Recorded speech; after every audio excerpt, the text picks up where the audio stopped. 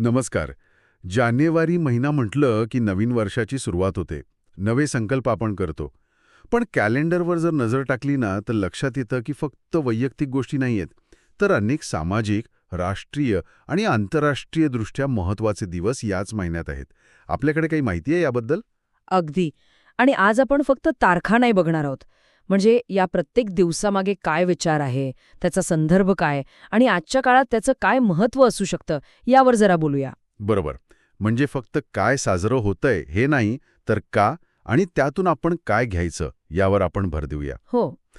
चला तर मग सुरुवात करूया. महिन्याचा पहिलाच दिवस 1 जानेवारी, जागतिक शांतता दिन. वर्षाची सुरुवात शांततेच्या आवाहनाने. हे किती छान आहे. हो ना. खूप आशादायक वाटतं. आणि हे केवळ म्हणजे एक औपचारिक आवाहन नाहीये. पोप पॉल 6वे यांनी 1967 मध्ये याची सुरुवात केली होती असं कळतंय. अच्छा. म्हणजे युद्धाऐवजी शांततेच्या मार्गाने कसं जायचं यावर भर देणारा हा दिवस. आणि जगात आजही अशांतता आहेच की, त्यामुळे गरज आहे याची. हे खरंय. शांततेची गरज तर नेहमीच राहणार. पुढे जाऊया. 4 जानेवारी, जागतिक ब्रेल दिन. लुई ब्रेल यांची जयंती. अंध व्यक्तींसाठी त्यांचं योगदान खरंच खूप मोठं आहे. हो, खूपच. आणि आता तर फक्त छापलेल्या पुस्तकांपुरता नाही आहे. म्हणजे आजच्या डिजिटल युगात पण ब्रेल लिपी खूप पुढे गेली आहे. अच्छा, कसं काय? ते रिफ्रेशेबल ब्रेल डिस्प्लेज वगैरे आलेत ना, त्यामुळे स्क्रीनवरची माहिती पण ब्रेलमध्ये वाचता येते. अरे वा. म्हणजे ज्ञानाचं जग त्यांच्यासाठी अजून खुलं झालंय. अगदी. लुई ब्रेल यांनी लावलेला दिवा म्हणायला हरकत नाही, तंत्रज्ञानाने अजून मोठा केलाय. हो, नक्कीच. आणि हे आपल्याला आठवण करून देतं की संवाद, माहिती हे सगळ्यांसाठी सहज उपलब्ध हवं, कोणत्याही अडथळ्याशिवाय. बरोबर. आणि यानंतर येतो 6 जानेवारी, जागतिक युद्ध अनाथ दिन. हा दिवस थेट युद्धाच्या मानवी परिणामांवर बोट ठेवतो. हो, आपण बातम्यांमध्ये नेहमी आकडेवारी ऐकतो, सैनिक, राजकीय घडामोडी. पण मुलांचं काय होतं या युद्धात, याकडे लक्ष वेधणं गरजेचं आहे. खूप गरजेचं आहे. आजही जगात लाखो मुलं युद्धामुळे अनाथ होतात, कुटुंबापासून दूर जातात. हा दिवस फक्त सहानुभूतीसाठी नाही, तर या मुलांचं शिक्षण, आरोग्य, संरक्षण यासाठी काहीतरी ठोस करायला हवं हे सांगतो. त्यांचं मानसिक आरोग्य पण खूप मोठा प्रश्न आहे तो. अनेकदा दुर्लक्ष होतं त्याकडे. बरोबर आहे. पुढचा दिवस आहे 9 जानेवारी, प्रवासी भारतीय दिवस. म्हणजे भारताबाहेर राहणारे भारतीय. हो, 2003 साली याची सुरुवात झाली आणि 9 जानेवारी तारीख निवडली कारण 1915 मध्ये याच दिवशी महात्मा गांधी दक्षिण आफ्रिकेतून भारतात परत आले होते. अच्छा, हा संदर्भ मला माहीत नव्हता. हो, तर सर्वात मोठे प्रवासी भारतीय मानलं जातं, ज्यांनी देशाला दिशा दिली. आणि आजच्या काळात तर फक्त आर्थिक मदत नाही, ज्ञान, तंत्रज्ञान, जागतिक संबंध यात पण प्रवासी भारतीयांची भूमिका मोठी आहे. म्हणजे हा फक्त भूतकाळाचं स्मरण नाही, तर भविष्यासाठी पण प्रोत्साहन आहे. काही उदाहरणं आहेत का आपल्याकडे? हो, ते सिलिकॉन व्हॅलीतले भारतीय उद्योजक आहेत ना, त्यांनी भारतात स्टार्टअप्सना मदत केली आहे. गुंतवणूक, मार्गदर्शन आणि आरोग्य क्षेत्रात पण अनेक NRI डॉक्टर्स इथे येऊन काम करतात किंवा तिकडून मदत करतात. हे ब्रेन ड्रेन नाही, तर ब्रेन गेन कसं होऊ शकतं याचं उदाहरण आहे. खरंच की, खूप सकारात्मक आहे हे. यानंतर लगेच 10 जानेवारीला येतो जागतिक हिंदी दिन. हिंदी भाषेच्या जागतिक प्रसारासाठी. हो, याचा उद्देश फक्त हिंदी भाषिकांसाठी नाहीये. जगभरात हिंदी आणि भारतीय संस्कृतीबद्दल आवड निर्माण व्हावी हा आहे. अनेक देशांच्या युनिव्हर्सिटीजमध्ये हिंदी शिकवली जाते आता. बॉलिवूडचा तर वाटा असेल यात. नक्कीच. पण एक विचार करण्यासारखी गोष्ट आहे इथे. भाषेचा प्रसार करताना तिची शुद्धता, तिची विविधता कशी टिकवायची हे एक आव्हान आहे. बरोबर. भाषेसोबत संस्कृती पण जोडलेली असते. आता वळूया 12 जानेवारीकडे, राष्ट्रीय युवा दिन, स्वामी विवेकानंद यांची जयंती. तरुणीसाठी प्रेरणा. खरंच, स्वामी विवेकानंदांचे विचार आजही तितकेच महत्वाचे वाटतात.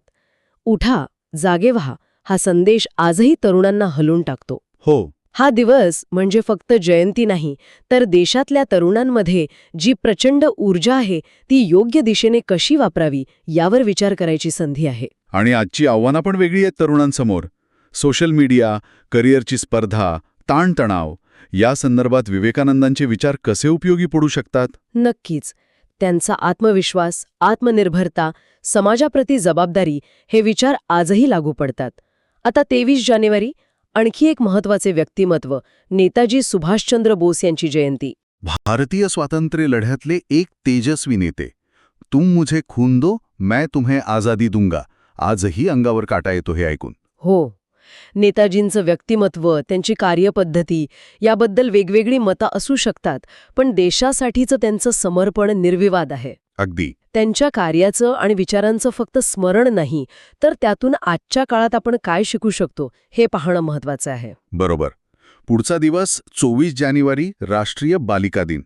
मुलींचे हक्क आणि सक्षमीकरण यावर लक्ष केंद्रित करणारा.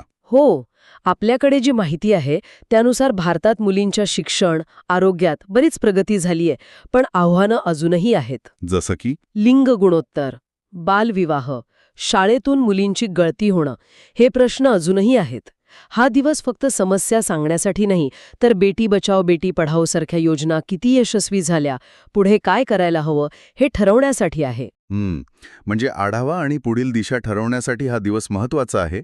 यानंतर 25 जानेवारी राष्ट्रीय मतदार दिन, लोकशाहीतला सर्वात महत्वाचा घटक. अगदी. भारताच्या निवडणूक आयोगाचा स्थापना दिवस आहे हा, 25 जानेवारी 1950. अच्छा. उद्देश फक्त मतदानाला प्रोत्साहन देणं नाही, तर माहितीपूर्ण मतदार बनवणं आहे.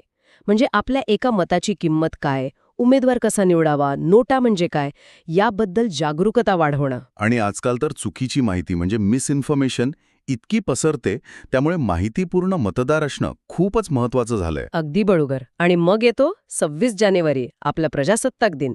संविधान लागू झाला त्या दिवशी. हो. पण याच दिवशी अजून एक आंतरराष्ट्रीय दिवस पण असतो, आंतरराष्ट्रीय सीमाशुल्क दिन. हो, हे मला पण वाचताना आश्चर्य वाटलं होतं.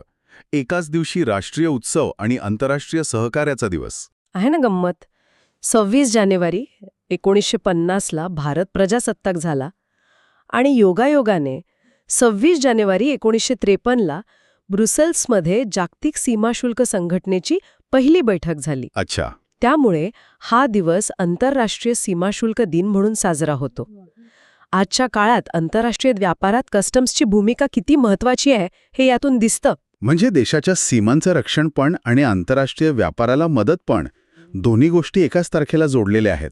खरंच विचार करण्यासारखं आहे. नक्कीच. यानंतर 27 जानेवारी आंतरराष्ट्रीय होलोकॉस्ट स्मरण दिन. दुसऱ्या महायुद्धातला जूनचा वंशसंहार, त्याचं स्मरण. इतिहासातली ही काळी पानं विसरून चालणार नाही. पण फक्त आठवण पुरेशी आहे का? नाही, अजिबात नाही. हा दिवस फक्त श्रद्धांजलीसाठी नाहीये. वंशविद्वेष असंही, भविष्यात असं काही होऊ नये यासाठी शिक्षण आणि जागृती करणं हा उद्देश आहे. आज पण जगात इतर ठिकाणी वांशिक किंवा धार्मिक गटांवर अन्याय होतोय, तेव्हा या दिवसाचं महत्त्व अजून जाणवतं. हे खरंय. इतिहासातून शिकून वर्तमानात काहीतरी करायला हवं. पुढे आहे 28 जानेवारी, डेटा गोपनीयता दिन, डेटा प्रायव्हसी डे. हो, आजच्या डिजिटल जगात हा दिवस खूप महत्वाचा आहे. खूपच. आपण किती सहज आपली वैयक्तिक माहिती ऑनलाईन देतो, ती कशी वापरली जाते, तिचं संरक्षण होतं का, याबद्दल आपण खरंच जागरूक आहोत का? हा मोठा प्रश्न आहे. हा दिवस यासाठीच आहे. कंपन्यांसाठी नियम आहेतच, पण आपण स्वतः पण काळजी घ्यायला हवी. प्रायव्हसी सेटिंग्स तपासणं, स्ट्रॉंग पासवर्ड्स, फिशिंगपासून सावध राहणं. म्हणजे ही जबाबदारी सगळ्यांची आहे. कंपन्या, सरकार आणि आपली स्वतःची पण. काही टिप्स आहेत का यासाठी? हो, काही साध्या गोष्टी आहेत. जसं की ॲप्सना गरज नसताना परवानग्या देऊ नका, पब्लिक वायफाय वापरताना जरा जपून, प्रायव्हसी पॉलिसीज वाचायचा प्रयत्न करा, जरी त्या किचकट असल्या तरी.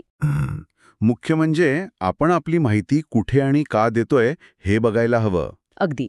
आणि मग महिन्याच्या शेवटी येतो 30 जानेवारी, शहीद दिन, राष्ट्रपिता महात्मा गांधी यांची पुण्यतिथी. हो, 30 जानेवारी 1948. हा दिवस फक्त गांधीजींपुरता नाही, तर देशासाठी बलिदान दिलेल्या सगळ्या ज्ञात अज्ञात शहीदांना वंदन करण्याचा दिवस आहे.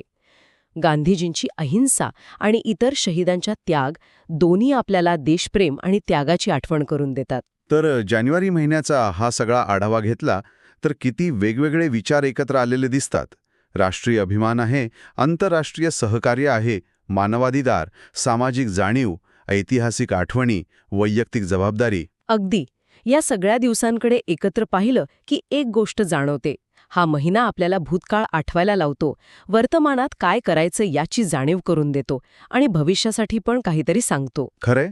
शांततेपासून डेटा प्रायव्हसीपर्यंत, ब्रेल लिपीपासून मतदाराच्या भूमिकेपर्यंत, विवेकानंदांपासून हॉलोकॉस्टच्या धड्यांपर्यंत कितीतरी गोष्टी आहेत. खरंच.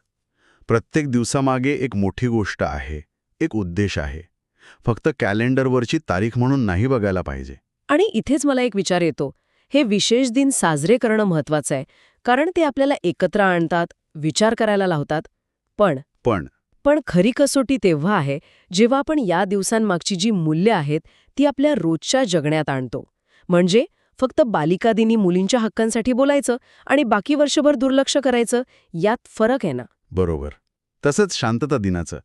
फक्त त्या दिवशी शांततेबद्दल बोलायचं आणि रोजच्या वागण्यात संघर्ष टाळायचा प्रयत्न नाही करायचा.